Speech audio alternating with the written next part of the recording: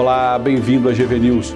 No dia 9 de agosto, o Conselho Regional de Contabilidade do Espírito Santo promove um seminário sobre a prestação de contas na eleição 2016.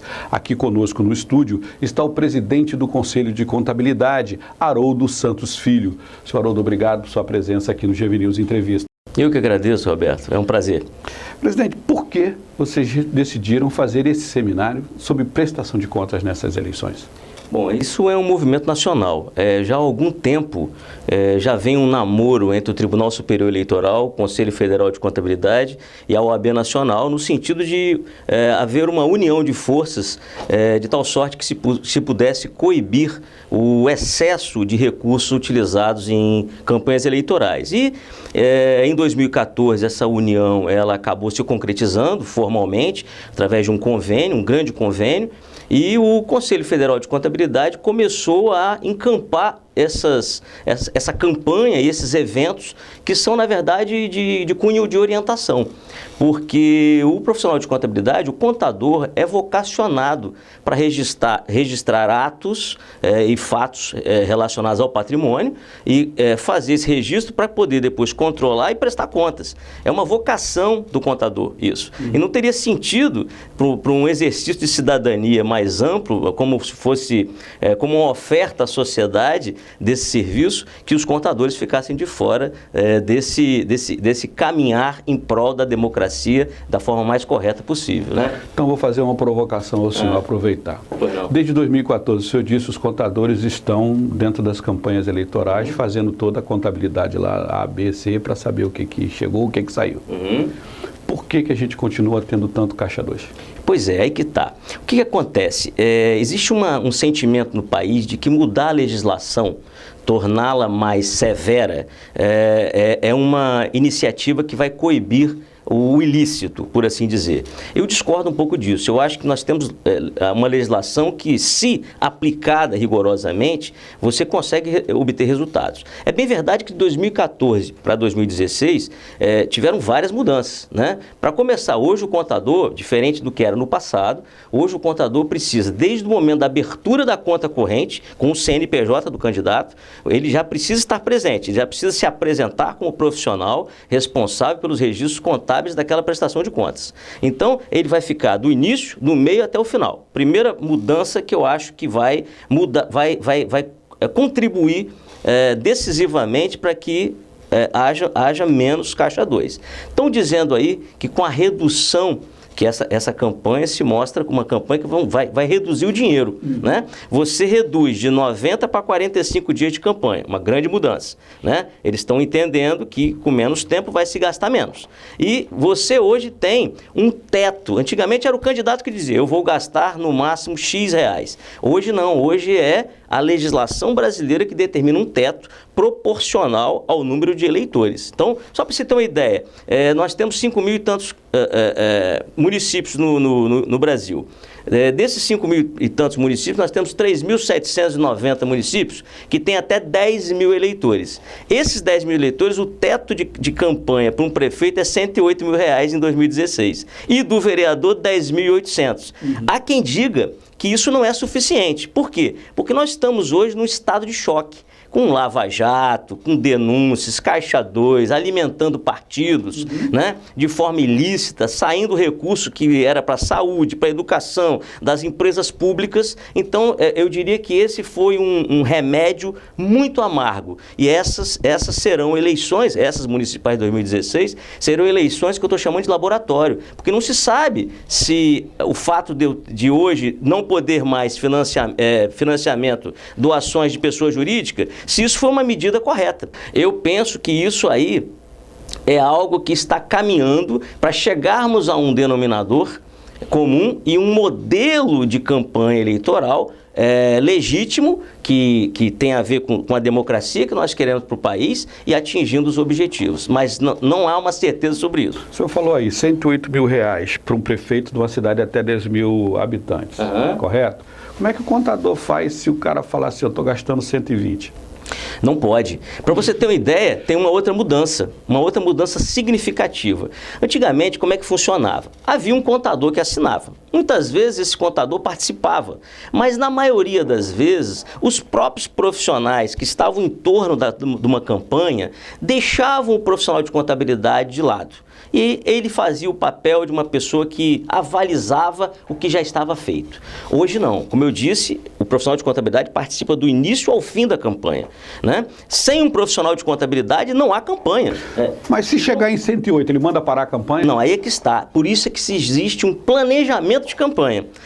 Você é como serviço público, você só pode gastar o que está orçado.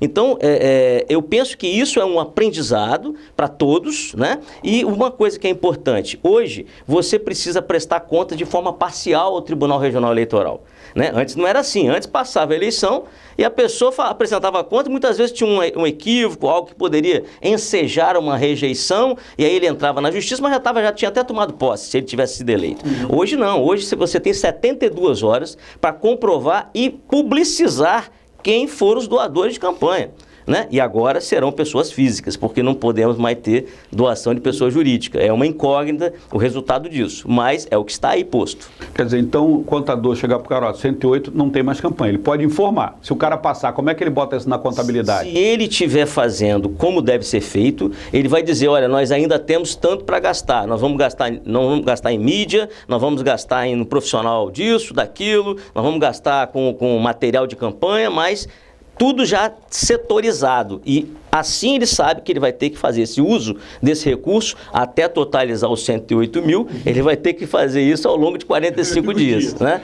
E prestando contas periodicamente para o TRE. Através de um sistema que é um sistema muito bom, completo, que é o sistema de prestação de contas eleitorais, né? É o SPCE, é um sistema muito bem feito pelo Tribunal Superior Eleitoral e está dando um resultado muito legal.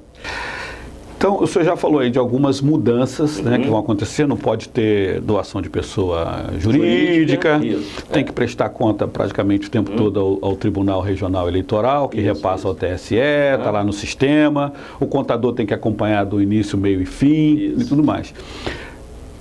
Que outras mudanças o senhor acha que foram importantes ou que não foram importantes nesse processo que vai acontecer? Olha, como eu disse, nós estamos num momento de laboratório, né? Eu não sei exatamente o que vai acontecer, eu acho que ninguém sabe, né? Porque existe um questionamento daqueles que são contrários às mudanças mais drásticas, que, por exemplo, se você entender que a democracia ateniense, lá no passado, era só sola de sapato, às vezes nem sapato, era uma sandália que se usava, né? Porque o número de eleitores interessados era muito pequeno. Para a gente poder reduzir tempo de campanha, eu já estou botando o argumento de quem foi contra, para reduzir o tempo de campanha e reduzir drasticamente os gastos, eu teria que ter uma forma de mudar a legislação eleitoral para um sistema, por exemplo, distrital. Então eu fico imaginando um deputado estadual com a quantidade de eleitores que tem e redução no tempo de campanha e nos gastos, é muito provável que talvez ele não consiga atingir todo o eleitorado. E aí também é algo danoso para a democracia. Porque o que vai acontecer, Roberto? E isso nós já imaginamos, eu escrevi artigos já sobre isso. O que vai acontecer? Se eu tenho menos tempo de campanha e se eu tenho pouco recurso e uma fiscalização intensa, porque não sei se você sabe, fazendo um parênteses, hoje nós temos o Pardal e softwares que fomentam a denúncia em tempo real. Sim, então, a sociedade civil criou uma série de... Eu acho tudo lindo, positivo, muito positivo. Mas é aquela ideia, se eu não consigo atingir o meu público, o que vai acontecer? Quem vão ser os reais beneficiados dessas medidas? E volto a dizer, que estão sendo testadas esse ano. Primeiro, quem tem recall. Quem tem recall é quem? Quem tem recall é, muitas vezes, um político que já está há muito tempo no mercado, ou quem tem recall é quem, por exemplo, hipoteticamente, trabalha em TV. Essa pessoa tem recall. Pode não ter qualificação técnica para poder gerir uma cidade ou para ser um deputado, um vereador, nenhuma. Mas ele trabalha em TV, está todo santo dia na frente da população e a população cria esse vínculo com essa pessoa. Eu faço essa crítica porque, na verdade, aquilo que está sendo apresentado não é aquilo que interessa a população. E muitas vezes é a população que é levada por essa cena que pode ser a mais prejudicada, né? A população que é contra essa ida de jogadores de futebol, artistas de TV, sendo candidatos, esses serão os grandes beneficiados, na minha opinião. É claro que isso pode mudar ao longo da campanha, a gente pode ter uma visão diferenciada, mas eu penso que isso é algo que não foi previsto. Por exemplo, eu não vejo nenhum problema, não sei se você sabe, que a origem do Supremo Tribunal Federal para poder vetar a doação de pessoa jurídica é no sentido de que haveria uma inconstitucionalidade. Eu, como advogado, entendo perfeitamente o que eles estão dizendo. Haveria uma inconstitucionalidade pelo fato de uma pessoa jurídica não poder votar, né? Mas, na verdade, quem está por trás das pessoas jurídicas são as pessoas físicas. E eu não vejo nenhum problema em uma pessoa jurídica, aí já é uma opinião muito pessoal minha, fazer uma doação defendendo um candidato que defenda uma proposta de seus interesses, que sejam legítimos, né?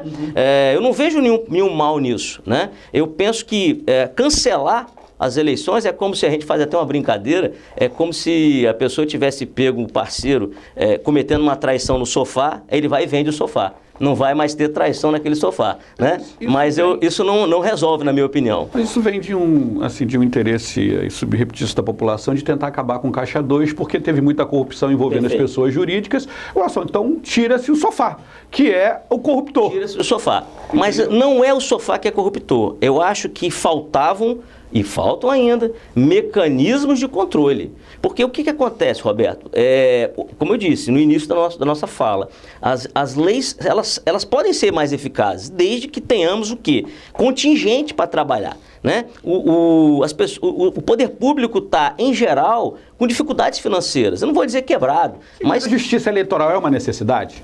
É uma necessidade, sem dúvida. É uma necessidade. É importantíssima a justiça eleitoral, principalmente para poder dirimir essas dúvidas. Agora, a pessoa jurídica pode continuar doando, sim, mas desde você acha que haja controle. Na campanha que vem, você acha que na campanha, agora é para prefeito, para vereador, okay. Você acha que para deputado, governador, presidente da República, o senhor acha que essa lei vai continuar?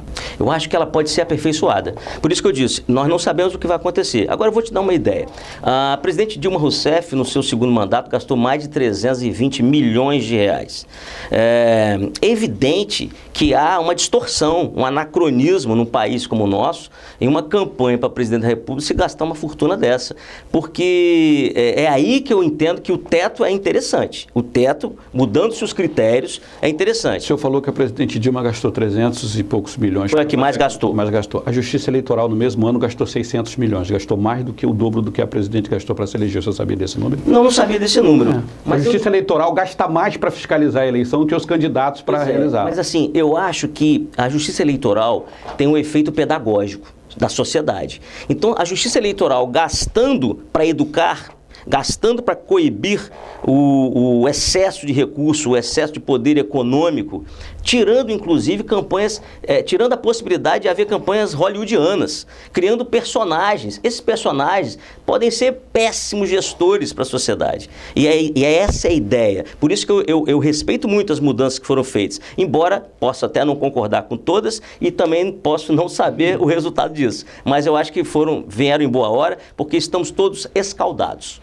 Presidente, quem vai estar lá nesse seminário e qual é a duração dele? Nós estamos contando com o desembargador Sérgio Gama na abertura, com vários agentes, dirigentes, a Ordem dos Advogados do Brasil é um grande parceiro nosso, e isso na abertura, né? Nós vamos fazer o convite ao governador Paulo Artung e a demais secretários que tenham a sua pasta uma correlação direta com transparência, com controle, e A palestra de abertura é com um contador, advogado, Alexandre de Pietra, de Brasília. Tem uma experiência vastíssima com prestação de contas eleitorais, presta serviço, inclusive, para órgãos públicos, né? Nós vamos ter também uma coisa que eu achei interessante, Roberto. Nós não estamos fazendo um evento estritamente técnico. Ele é um evento que interessa a advogados, além de contadores, advogados, a dirigentes partidários, a tesoureiros de campanha, que não necessariamente, eu aconselho que nem sejam contadores, que sejam pessoas que estão na gestão da campanha, porque senão é muito trabalho para o profissional de contabilidade, porque a gente está fazendo algo eclético. Então, por exemplo, vai haver um painel que vai fazer uma análise crítica dessas mudanças. E nessa vai ter um representante do Espírito Santo em Ação, de um jornal do Espírito Santo, um jornalista, nós vamos ter advogados nesse painel. Então eu penso que nós vamos ter assim uma gama de opiniões para quem sair desse evento vai sair enriquecido, não só tecnicamente, sob o ponto de vista de como fazer, mas vai sair enriquecido também sob o ponto de vista de pensar a sociedade como um agente que tem responsabilidade para a mudança. Presidente, queria agradecer a sua presença aqui nessa entrevista. Obrigado pela conversa. Eu que agradeço, um prazer. Estamos às ordens. Okay. Obrigado. Obrigado por assistir GV News Entrevista. A gente volta daqui a pouco com uma nova notícia. GV News, porque informação é coisa séria.